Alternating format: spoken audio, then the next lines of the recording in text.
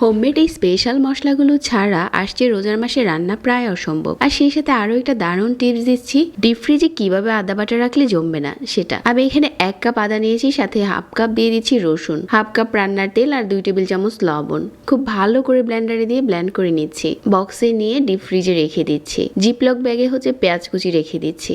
এখন আমরা হোমমেড একটা স্পেশাল গরম মশলা বানিয়ে নেব। এই গরম মশলাটা আপনারা বিরিয়ানি, খিচুড়ি, আবার চাইলে যে কোনো কাবাব, অনেক কিছুর সাথে অ্যাড করে দিতে পারেন।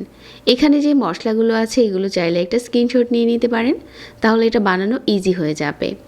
এখন এই মশলাগুলোকে প্যানে নিয়ে হালকা ভেজে গুঁড়ো করে নিচ্ছি।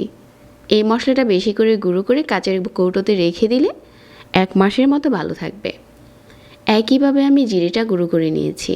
হালকা ভেজে গরম থাকা অবস্থাতেই আমি এটা গুঁড়ো করে নিয়েছিলাম। এখন চলুন দেখি, একদিন ডিপ ফ্রিজে আদা বাটা রাখার পর চামচ দিয়ে হালকা খোঁচালেই উঠে যাচ্ছে।